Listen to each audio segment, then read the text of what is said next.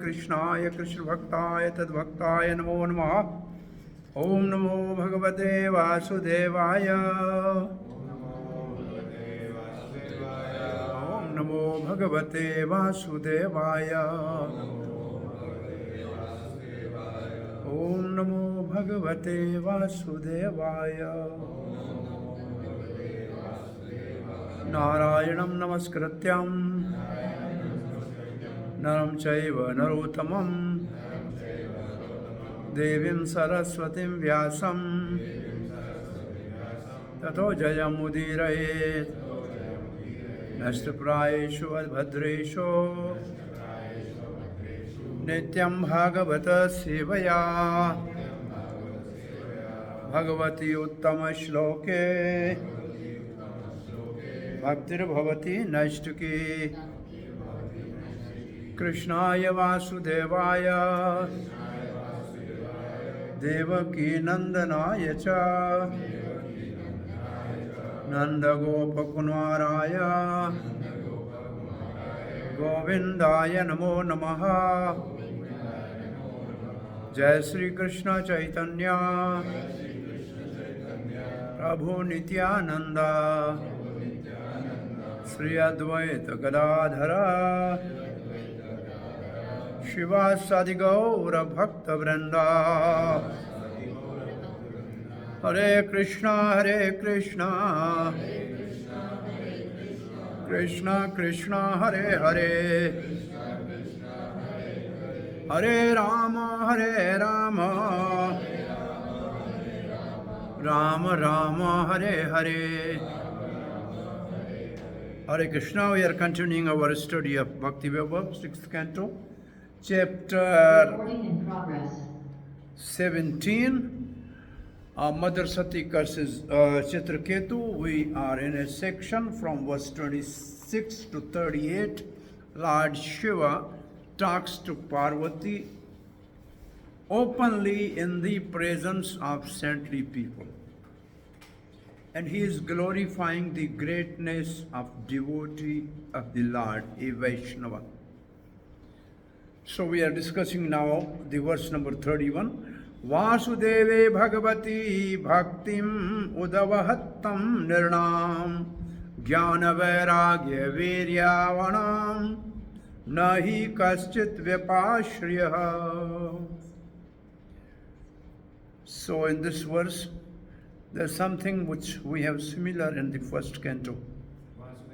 Vasudev Bhagavati Bhakti, Gyan and Vairag automatically manifest. So same thing again. You can keep each verse for quotation. Whenever you need to talk on one verse, you can quote the other verse which have same meaning. Person engaged in devotional service to the Lord Vasudeva have naturally perfect knowledge and detachment from material world. They have naturally what type of knowledge and what type of detachment the bhakti develops.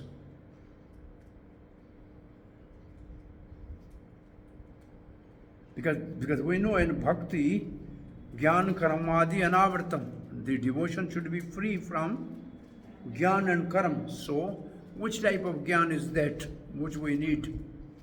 And which type of jnana that we should give up? We need transcendental knowledge, right? Which type of jnana we should give up? We need transcendental knowledge. So no material knowledge. Transcendental knowledge we should keep. Cultivate. So, what is that knowledge which is transcendental? Knowledge about the Lord. Lord about the Lord who is beyond three modes of material nature, therefore is transcendental.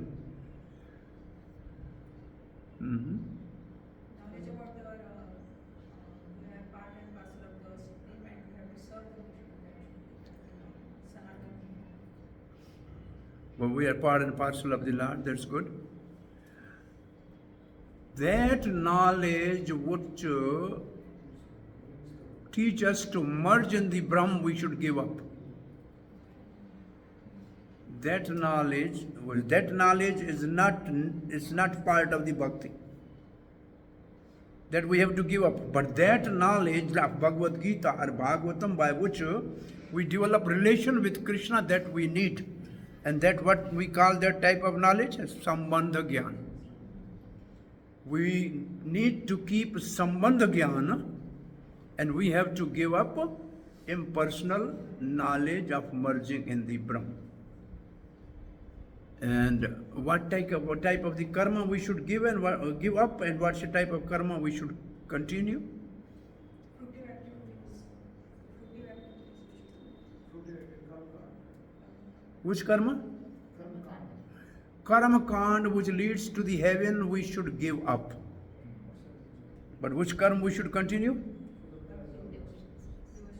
Deity worship. Deity worship. Deity worship. That is the biggest karma. Our whole Archa Vigraha is a big karma that we should continue.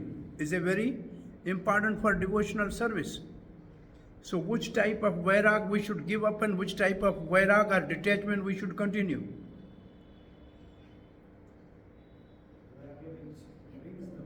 There are two types of vairag. Rupa Goswami said, Phalgu vairag we should give up, and we should continue Yukta vairagya. So when we see these words, so the impersonal will also use the same word. They say we have same thing. So what is the difference between the two? We should keep the Yukta vairagya. Anukulyena Krishna Anusilanam. And you should give up what is not favorable to Krishna. No, in connection to, like you were saying, Mayavadi philosophy, they also quote same thing. Yeah, they will quote the same thing. Therefore, we should be very, very clear in our mind which type of jnana and which type of renunciation is necessary for devotion, or what type of the one meaning of the vairag. The word here is vairag, which means detachment. It has another meaning, vishesh rag. Vishesh means special, rag means attachment. So by bhakti we will develop a special attachment to Supreme Lord. And byproduct is that we are free from the material attachment. So we don't make endeavor to give up material attachment, because we develop the attachment to the Lord, Vishesh Raga. And this is our experience. So no devotee tried to give up even, onion, garlic, tree. It automatically left. You see, it's not they have to try to do it. Simply they came here, they had a taste for chanting, little bit taste, and then bad thing disappear automatically. So this is type of vairag. Therefore, such devotees are not interested in so-called happiness or so-called distress of this world. Bhakti automatically produces jnana and knowledge and detachment. Here is the distinction between the devotee and philosopher, means jnani. When the word philosopher comes, and then Prabhupada says, who speculate on the subject matter of transcendence? It means jnani. Different between the jnani and bhakta. The devotee does not need to cultivate knowledge to understand the felicity or temporary action of this material world. Because of his unalloyed devotion to Vasudeva, this knowledge and detachment are automatically manifested in his person. Others have to practice it. As confirmed in Srimad Bhagvatam elsewhere, Vasudeva Bhagavad Bhakti Yoga Prayojitaha Janasyasu Vairagyam Jnanam Chayat Ahitukam. This detachment is possible because of high standard of knowledge. The other way to say it is, this detachment is possible because of one verse from Bhagavad Gita. Param Drishtava. What is that? Vishavinyavartas Rasovarjam Rasoapyasya Param Drishtva Nivartate.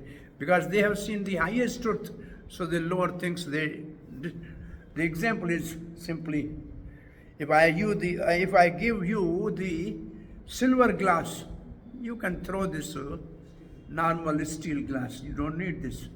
So that way, detachment for the devotees like that. He got the Shama Sundar, that is Rasa Vai. That is Param Drishtva, that is Rasa. Because Rasa Vai Sa is that Rasa, is a Rasika Shekhar. And therefore we have no interest in material world. So the highest standard of knowledge means knowledge of Krishna. The spiritual philosopher tries to understand that this material world is false by cultivating knowledge. But this understanding is automatically manifest in the person of a devotee without separate endeavor. Mayavadi philosophers may be very proud of their so-called knowledge, but because they do not understand Vasudevaha, Sarvam Iti. This is the highest one verse in Bhagavad Gita by which Jnana Yoga is explained in Bhagavad Gita. One Srila Prabhupada says one verse in in Bhagavad Gita, by that you can describe Karma Yoga, Jnana Yoga, Dhyana Yoga and Bhakti Yoga. The first one verse, Karma Yoga, is Yat Karosi Yat Asnasi Jahodi Dadasi Yat. This is the one verse. One first word Jnana is Paunam Janmanamate Jnanvan Mam Prapadete Vasudeva Sarvamati Samahatma. This is what Prabhupada is using Vasudeva. This is the best Jnani. And Yogi is Yoginam Abhisarveshan. And for Bhakta Manmana Bhavamat Bhakto and Sarvadharman Pariti. So this is the standard. So Prabhupada quoted this verse. They do not understand, means Mayavadi do not understand the world of duality, which is a manifestation of Vasudeva's external energy. The problem is that Mayavadi, they accept Brahma. It means Krishna without his energies. They accept Krishna without his energies. So this is the energy of Krishna. They don't accept the energy of the Krishna. Therefore they don't understand this duality of this material world.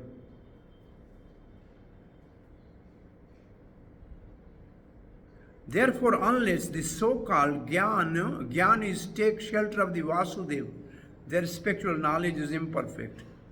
Yanya Arvinda Akshaha Vimukta Manina, another verse from Srimad Bhagvatam, 10th canto, 2nd chapter.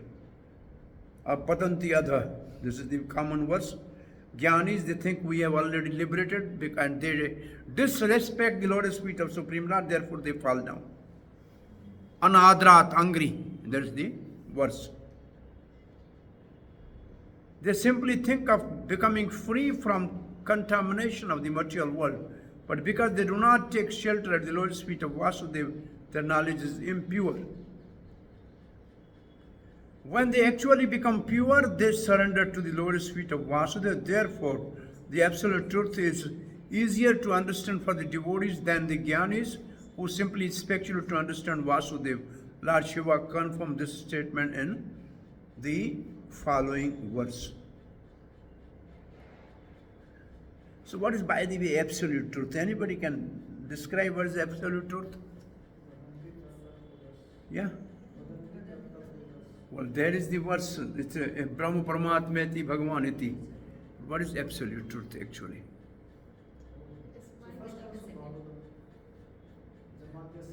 That is okay. But if you have to teach somebody that absolute truth means,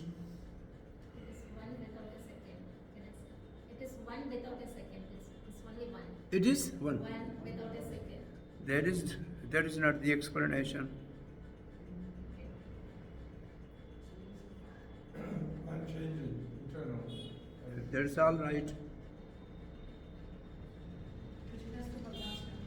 There are 3-4 things together. You have to write 1, 2, 3, 4. All this includes is called absolute truth. That's right.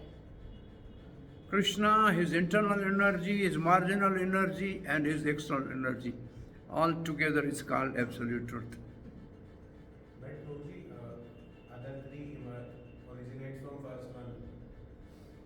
Other three originates from Krishna only. That's right, but that's the definition of, because the people don't accept, they also accept only Brahma. They don't include the energy of the Lord. That is a problem of the Jnanis and Mayavadis and everybody. So in Prabhupada's purport, exactly these are the words written, that absolute truth includes his internal potency. What is, you remember this, first canto, 7th chapter, Vyasadeva in Samadhi, he saw Purana, he saw complete Supreme Lord with all his energies. You remember this? Yes, behind him was Maya. Behind Maya and under the control of Maya, Jiva. And internal potency is always with him as the moon is with moonshine. So all the energies. Also first canto, first canto, first verse. Tejovari Vidam Dadari. Tejovari Mirdam. Yeah. Well, that is in this world, Prabhupada never used a word God for Krishna. He said Supreme Personality of Godhead. One time, even if he used the word God just to negate something, not to actually specific. God means absolute truth, which include everything. It means which include all the energies. Man thing is all energies. It's all inclusive. Okay? So, then one question will arise, from where are you bringing this concept? If we are quoting absolute truth with these four things, Krishna is energies. Now, even Krishna, in our nectar of devotion, we know Krishna include Krishna, all his incarnation, all his energies, his pure devotees, his spiritual master, they are all included in Krishna. Krishna Anusilanam, you see what Prabhupada has written there. Almost everything is Krishna, he says. You remember this, what it means actually. So Chakravarti Bhatt said, attaining realization of the unreality of objects seen in duality by practice of Gyan is difficult for Gyanis. So Sri Prabhupada has taken the idea of, his purport is mostly in line with the Parampara, Chakravarti Bhatt. The devotees, however, do not seek Gyan and Vairag by practice of Gyan, because Bhakti itself produces Gyan and Vairag. The devotees have no other shelter in this world. Nothing attracts them. By pursuing only Bhakti, they do not make distinction of good and bad material objects. Please understand the nature of devotee. And now we are going to the verse number 32. Now Lord Shiva is saying, Naham Brancho na Kumara Narado na Brahma Putra Munmanyo Suresha Vidam Yasyahitam Ansaka Ansaka Natat Swarupam Pradhavishamanina. So he's saying, neither I, Lord Shiva, nor Brahma, nor the Ashwani Kumaras, nor Narad, or the other great sages who are Brahma's sons, means 4 Kumaras, and 10 Rishis, nor even the demigods can understand the pastimes and personality of the Supreme Lord. Although we are part of the Lord, answer. We consider ourselves independent. This is our reason. This is the reason. Separate controller. We think we are separate controller. And thus we cannot understand his identity. So because we think we are separate controller, that is our deficiency. Therefore we cannot understand him perfectly. So this is was in the summary of the chapter we discussed. The demigods don't understand. This is the verse. Brahma Samhita says, Advaitam Achyutamanadimananda Rupam Adyam Puranam Purusham Navayovanam Cha Vedeshu Durlabham Adurlabham Atma Bhakto Govindamadi Purusham Tamam Bhajami. We know the meaning of this verse. So I am going beyond the meaning. The Lord Shiva places himself as one of the non-devotees who cannot understand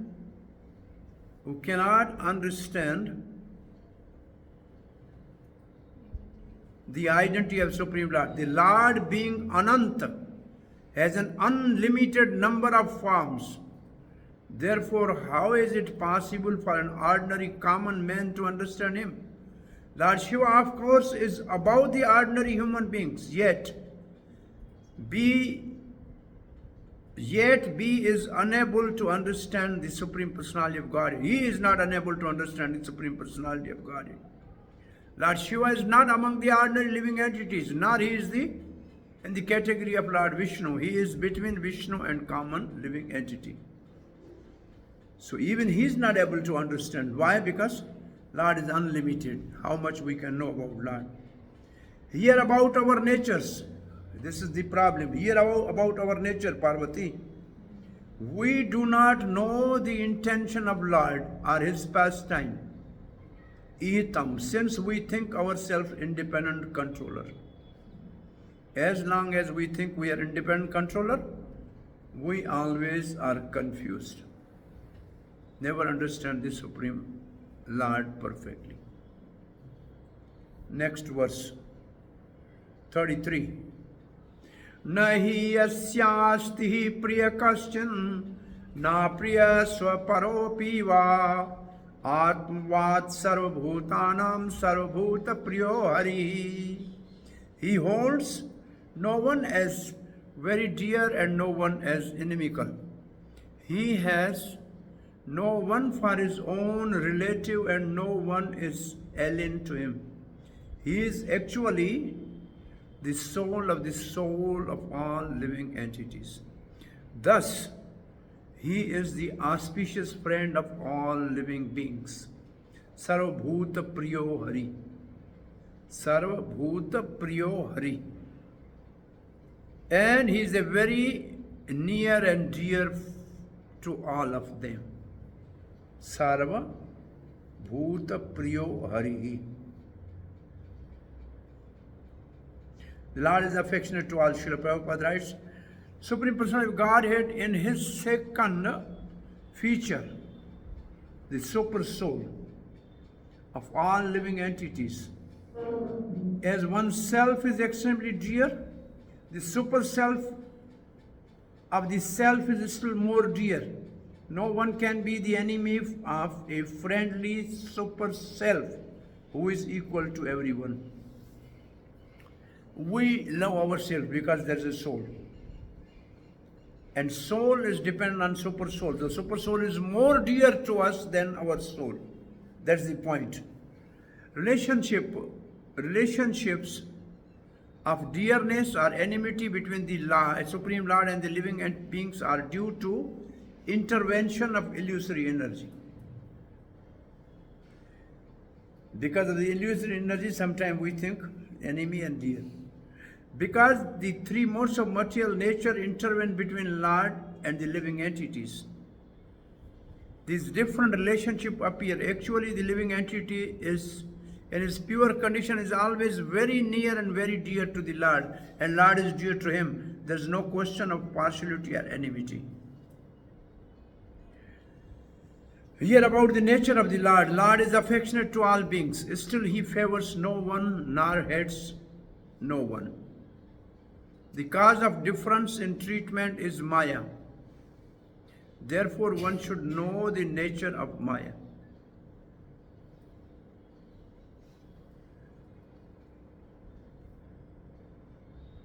Verse 34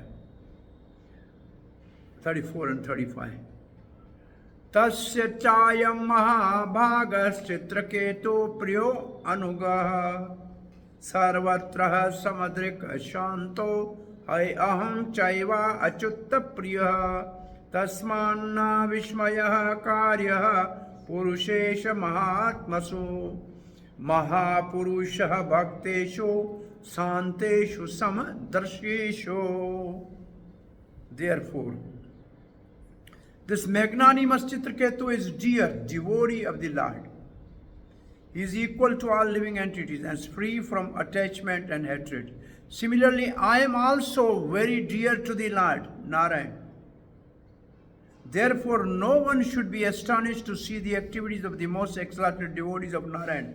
Means me, I am sitting, keeping the Parvati on my lap, and he is situated, surrounded by so many Vidyadhar ladies, but we are not affected by that. For they are free from attachment and envy. They are always peaceful and they are equal to everyone. So Shiva is comparing himself with the Chitraketu, because both, as we already discussed, both meditate on Sankarshan. Srila Prabhupada said, it is said, Vaishnavera Kriya Mudra Vigyayena Bujaye. One should not be astonished to see the activities of the exalted, liberated Vaishnavas, and as one should not be misled by the activities of the Supreme Personality of Godhead, one should also not be misled by the activities of the devotee. Like when Lord Shiva and Brahma, they don't know Supreme Lord. Similarly, we don't know actually the great devotees, how they. This is what Chaitanya Mahaprabhu said. Even Chaitanya, great devotees, they do something we may never understand. And Brahma's, this episode of going behind walk, his own daughter. Marichi's sons left and they become demon. And because of this, Brahma was never criticized. He still remained completely Vaishnava, at a higher standard. Even after this episode, he gave up that body, which became a mist. But he continued his service to the Supreme Lord. So next, You mentioned Marichi's sons left and they become what? demon. You just said Marichi's sons left and they become demon. Yeah. What is that? This is the whole episode. They become the son of Hiranyakashipu, and then they become the son of Kansa, and they were killed by Kansa himself as the 6 sons of Devaki.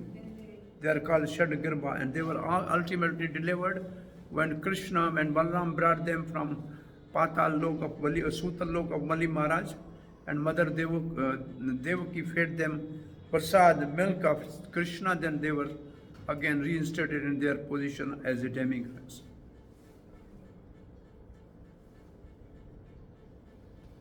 Srila Prabhupada writes, why? Because both the Lord and his devotees are liberated.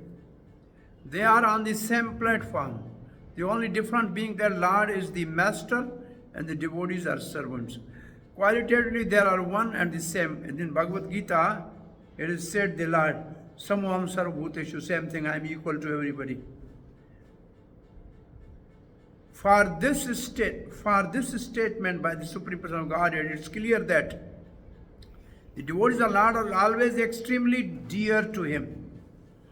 In effect, the Lord Shiva told Lord Parvati, both Chitraketu and I are always very dear to Supreme Lord. In other words, both he and I are on the same level as servant of the Lord. We are always friends. And sometimes we enjoy joking words between us. When Chitraketu loudly laughed at my behavior, he did so on a friendly terms, and therefore there was no reason to curse him. Thus Lord Shiva tried to convince his wife Parvati that her cursing of Chitraketu was not very sensible. Here is the difference between the male and female. This is the purport, which is quite heavy. Prabhupada writes, here is the difference between male and female that exists even in the higher statuses of the life. In fact, even between Lord Shiva and his wife. Lord Shiva could understand Chitraketu very nicely, but Parvati could not.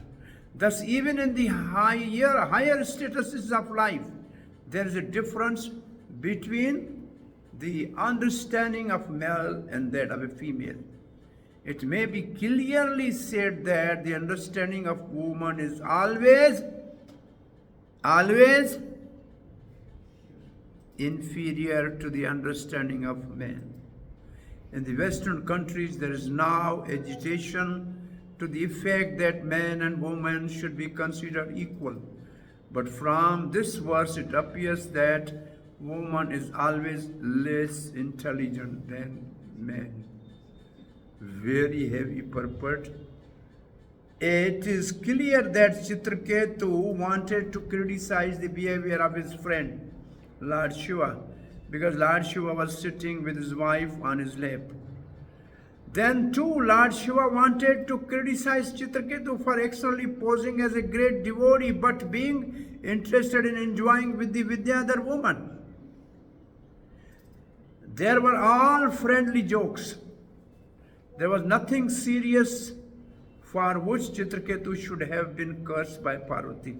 Upon hearing the instruction of the Lord Shiva, Parvati must have been very much ashamed for cursing Chitraketu to become a demon. Mother Parvati could not appreciate Chitraketu's position and therefore she cursed him. But when she understood the instruction of Lord Shiva, she was ashamed. Purport by Chakravarti Pad. Here about the nature of Chitraketu and myself. Though Chitraketu is equal, there's a verse quoted Samuham Sarvashu Bhuteshu.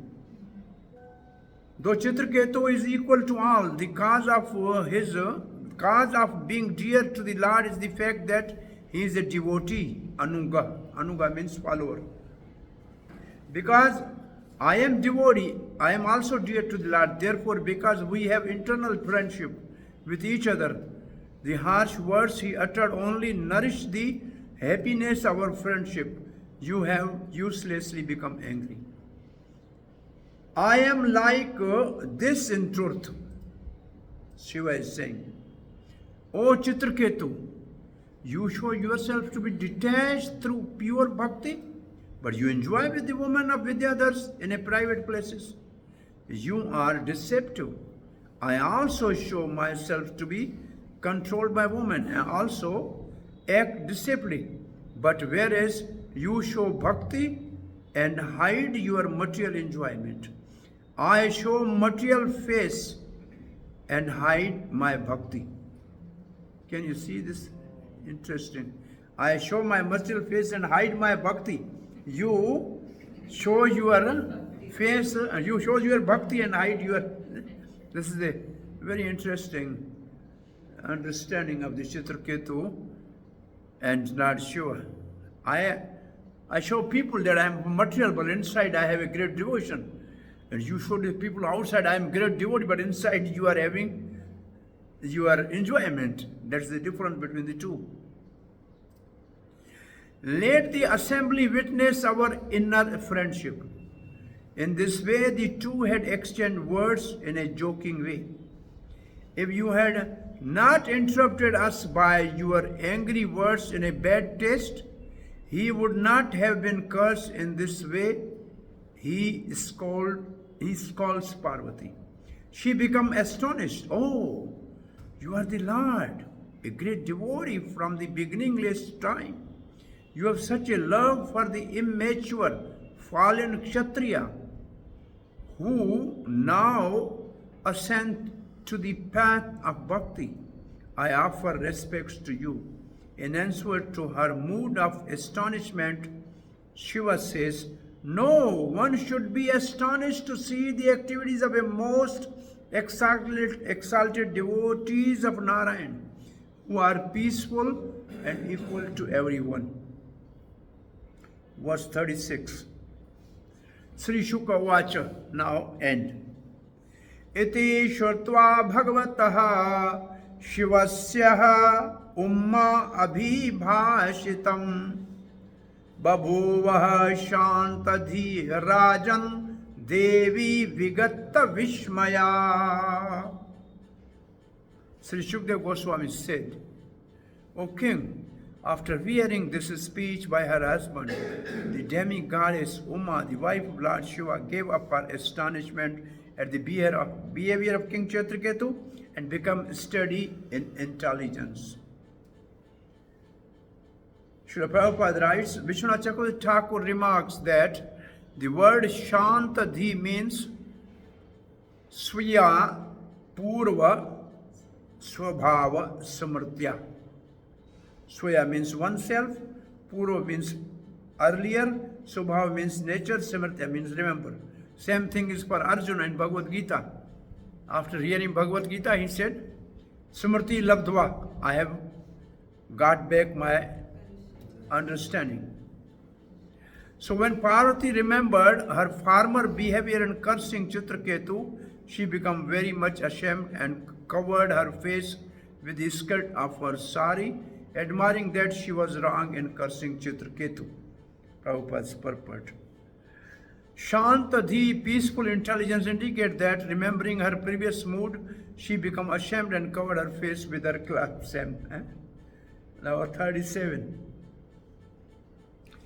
Iti Bhagavato Devyaha Pratispatum Alantama Murdhana Saja Jagrehe Shapam Etavat Sadhu Lakshanam.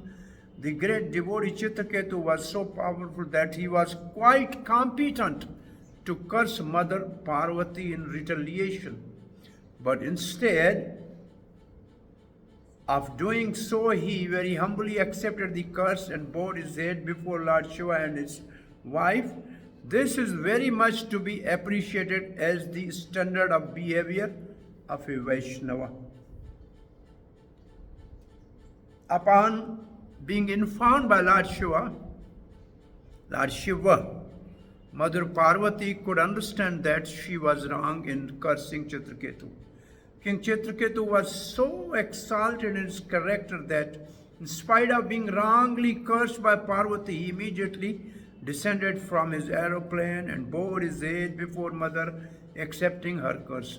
This has already been explained. Narayan para sarvena kutaschan bibhyate. Chitraketu very sportingly felt that since the mother wanted to curse him, he could accept this curse just to please her.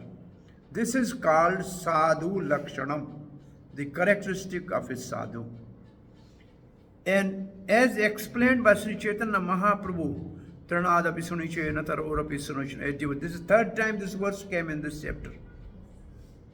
A devotee should always be very humble and meek and should offer all respect to others, especially to superiors. Being protected by the Supreme Personality of Godhead, a devotee is always powerful, but a devotee does not wish to show his power unnecessarily. However, when a less intelligent person has some power, he wants to use it for the sense gratification.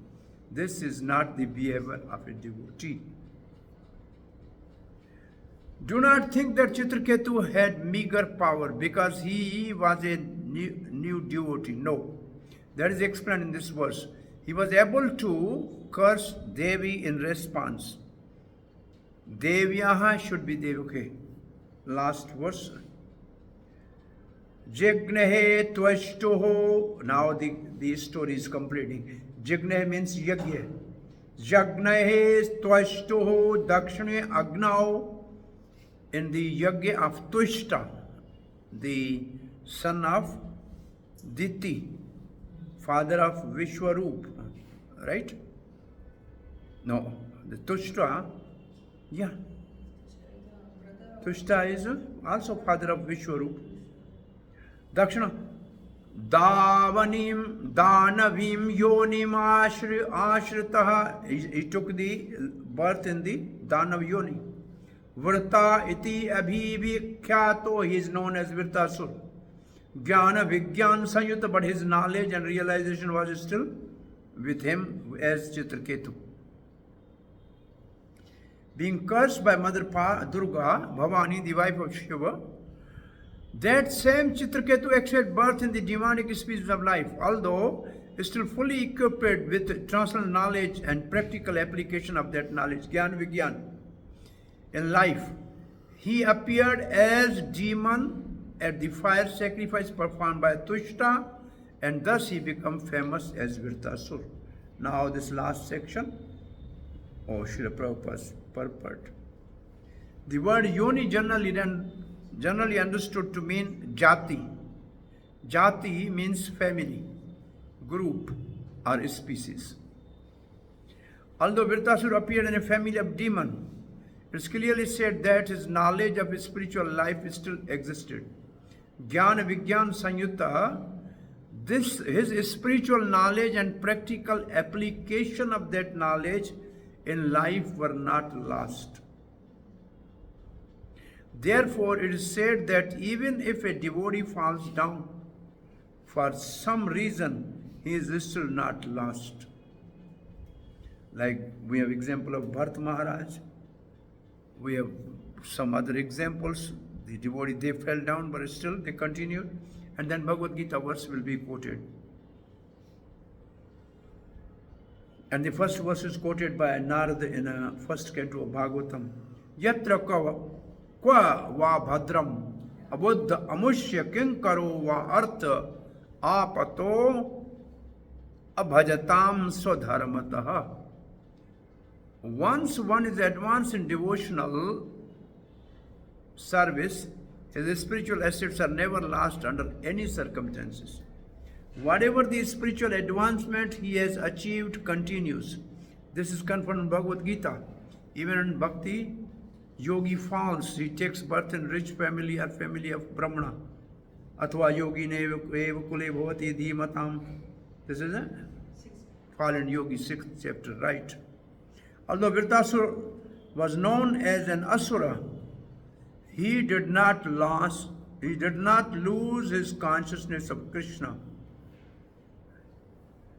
Now 39 to 41, Sukdev Goswami offer benediction, Phalashruti.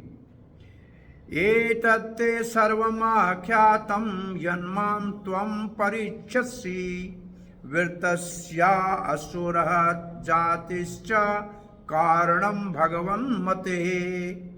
This was the Bhagavat mate. My dear King Parikshit, you inquired from me how Vritasura, a great devotee, took birth in demonic family. Thus I have tried to explain you everything about this.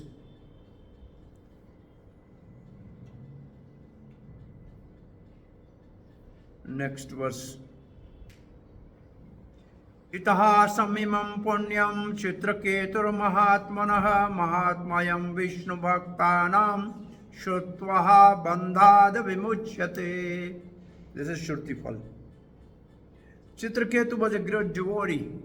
If one hears his history of the Chitraketu from a pure devotee, the listener also is freed from the conditioned life of material existence. It's a very technical word, from a pure devotee, from where we get that. So many people are hearing a story of Chitraketu. Are they really delivered? It's interesting. The historical incident in the Purana, such as history of Chitraketu explained in Srimad Bhagvatam Purana, are sometimes misunderstood by outsiders or non-devotees. Therefore, Shukdev Goswami advised that the history of Chitraketu be heard from a devotee. Now, from devotee, Prabhupada is taking, because other people cannot really give the right understanding. Therefore, Shukdev Goswami advised that the history of Chitraketu be heard from a devotee. Anything about devotional service or the characteristic of the Lord and his devotees must be heard from the devotee, not from a professional reciter. This is advised here, and Sri Chaitanya Mahaprabhu's secretary also advised that one learn the history of Srimad Bhagavatam from devotee. Raha Bhagavata Padha Vaishnavara Sthane. One should not hear the statement of Srimad Bhagavatam from professional reciters, or else they will not be effective. Quotation from Padma Purana. Srila Sanatana Goswami has strictly forbidden us to hear from the activities of the Lord, about activities of Lord and his devotee from mouth of a non-devotee. Avaishwanma mukha, this is the typical verse, is like a milk touched by mouth of a tongue of a snake. Payaha yatha uchishta payaha. One must be bona fide devotee, and then he can preach and impress devotional service upon the listener. Last verse of this chapter. Ya etat pratara utthaya shardaya vagayata pathet ittaha samharim simritva sayati paramam gatim. One who rises from the bed early in the morning and recites this history of Chitraketu, controlling his words and mind, is very difficult again. You can recite this, but you cannot control your mind and senses. Words, what will do you do? When you are reading this story, you will look in the mobile phone, talk to somebody. Right? So it's benediction is very good, but it's not easy to hear. Two words are added. Remembering the Supreme Personality of Godhead will return home back to Godhead without difficulty. Thus I end the Bhaktivedanta purport of this. Now this is the next chapter 18. Diti's vow to kill Indra. Chapters ending. The first section is continuation of descendant of Kashyap and Aditi from previous. Chapter 6. From chapter 6, this is now continuation because the question answer came in between. So, verse 1 to 19, descendant of Aditi and Diti. Verse 20-31, Parikshit's question about the Marutas and Diti's service to Kashyap. 32 to 43, Diti's desire to kill Indra and Kashyap's reflections. 44 to 54, Kashyap instructs Diti in the Pansavan Vrat, a vow. And 55 to 64, birth of the Marutas. 65, 67, glorification of worshipping the transcendental Lord. And the last section, 66 to 78, honest discussion between Diti and Indra. So this is some chart will come again and again. This descendant of Diti, Aditi and their sons. This chart will come again and again. So we are going to the verses. But before verses, we should read the Srila Prabhupada's. Somebody should read this Srila Prabhupada's summary of the chapter, please. Hare Krishna. Yes. This chapter gives a history of Diti, the wife of Kashyapa, and how she followed the vow to have a son to kill Indra. It also describes how Indra attempted to foil her plan by cutting to pieces the son within her womb. In relation to Twasta and his descendants, there is a description of the dynasty of the Aditya sons of Aditi and other demigods. Krishna, the wife of Aditi's fifth son, named Savita, had three daughters, Savitri, Yahriti, and Trayi, and very exalted sons named Agnihotra, Pashu, Soma, Chaturmasya, and the five Mahayagyas. Siddhi, the wife of Bhaga, had three sons named Mahima, Vibhu, and Prabhu, and she also had one daughter, whose name was Asi.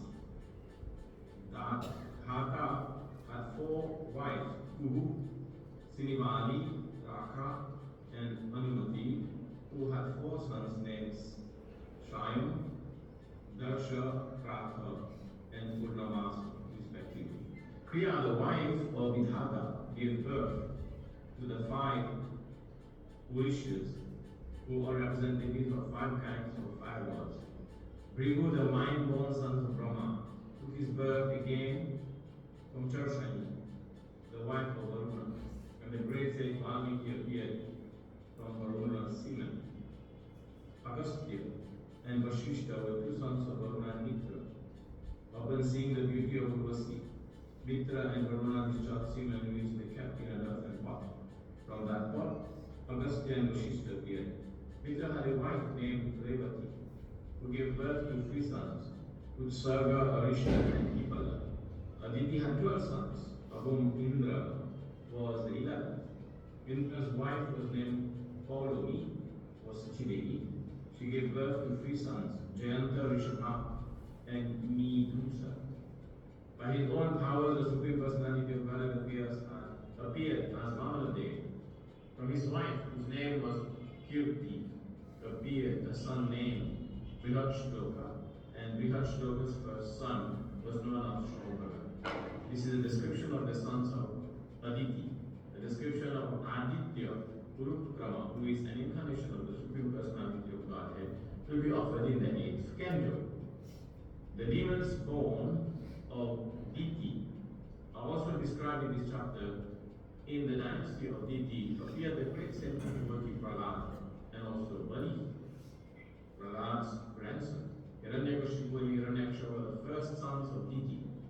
Hiranyakashipu and his wife, whose name was Kayadu, had 4 sons, Samhalada, Anuhalada, Halada, and Prahlada. They also had one daughter whose name was Simhika. In the association with the demon Viprachit, Simhika bore a son named Rahu, whose head was severed by the Supreme Personality of Godhead. Priti, the wife of Samhada, bore a son named Panchajanna.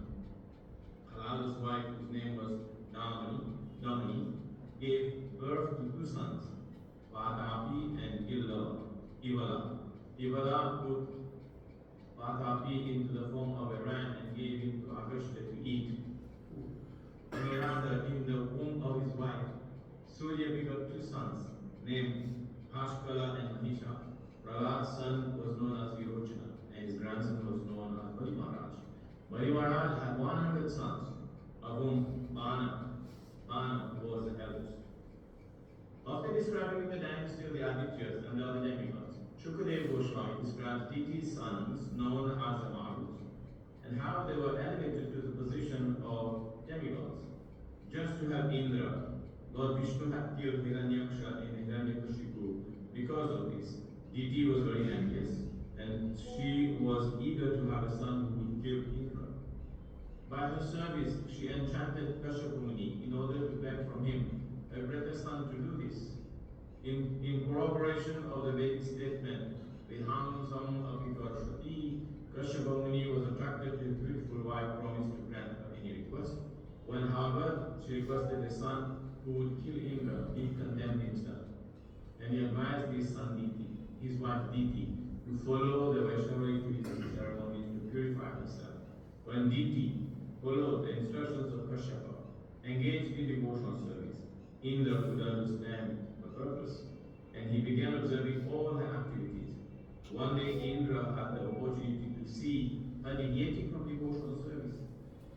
First he entered her womb and cut her son into 49 parts. In this way the 49 kinds of air known as the Marus appeared. But because Diti had performed the Vaishnava ritualistic ceremonies, all the sons became Vaishnavas. Adityanam Chaturhasya Rashtur Vamsa Prasangata Ruktam Indra Kritam Vishwa Rupa Vitra Vidharvam. I read the translation. Thank you. But just read all the rest. Thank you. This is the summary of this chapter given by Vishwanath Chakravarti Thakur. 18th chapter describes how Diti, whose sons had been killed by Vishnu, performed austerities for a son to kill Indra, and how after Indra cut the child in Diti's womb to pieces, the embryo became Marutas. In relating the descendant of Aditi's sons, the 4th son was mentioned as Tveshta. In relation to him, the story of Vishwarup's murder and the curse of Chitraketu were described. Now the description of Diti's descendant from 5th and other son is given. So earlier description, where is the earlier description? 6:6. So connection with the previous verse, Sukdev Goswami continued from 6.6, describing the remaining descendant of daughter of Daksha. So already 3 sons of Aditi are described. So one hand was up. Doctor, your hand is up. You have some question? No, no, Prabhu. Yeah, I had question about the absolute truth. About the Absolute truth. absolute truth include all energies. Yeah, yeah. Now I understand. Okay. So, in the chart we have the first three names of son of Aditi. There are 12 Adityas. There are 12 Adityas. It is better you remember, okay? Sri Shukavacha Prishnistu Patani Swaitoho Savitrim Vyahartim Triyam Agnihotram Pachum Somam Chaturmasyam Mahamakhan. So these are the simply Sukdev Goswami said Prishni, who was the wife of Savita, the fifth of the 12 sons of Aditi, gave birth to 3 daughters. We have discussed this in the introduction. And the son, Agnihotra, Pashu, Shom, Chaturmasya, and the 5 Mahayagya. Pashun means animal sacrifice. And Mahamakhan means fire sacrifice. The verb is. Somebody was saying something? So here are the other names. Yes? Just one clarification. So we read in the 6:6, there is a Kashyapa marrying Thanu, and then Kashyapa marrying Aditi, and then they are on the different progenitors. So now Aditi. we are reading what? Aditi marrying Diti? See, Yeah. Kashyap marries Diti and Aditi both. Okay, Aditi and Diti both. So there was some explanation of Kashyapa marrying Aditi and having Yes. the 12 Aditi. So Aditi's 12 sons are Adityas are Vivaswan, Aryama, Pusha. Yeah. Now these are already described. Now today Tushta, right now, Tushta whose son is Vitasur. Yeah. Then Savita, It looks like a Bhaga. continuation. It looks like a continuation from 6:38. Yeah, it continues. Okay, thank you. Yeah. Dhata, Vidhata, Varuna, Mitra, and then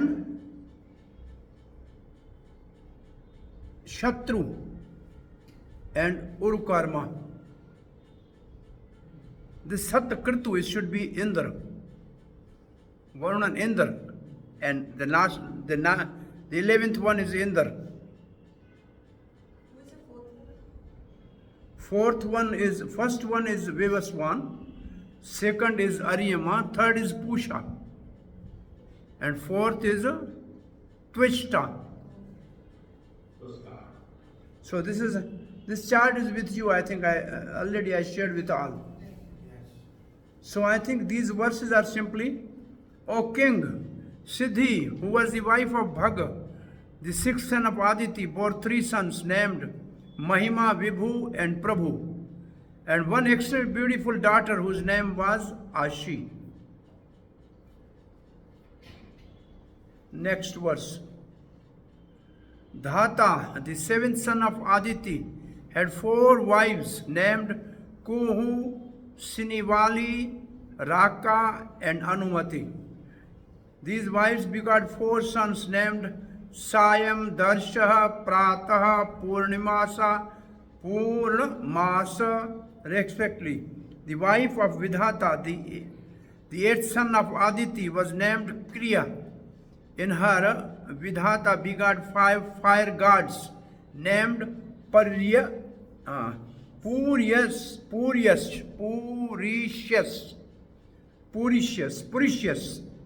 The wife of Varuna, the 9th son of the Aditi, was named Charshani. Bhrigu, the son of Brahma, took birth again from her womb. So it means the Bhrigu first he was son of Brahma, then again he left body and became the son of Aditi and Charshani.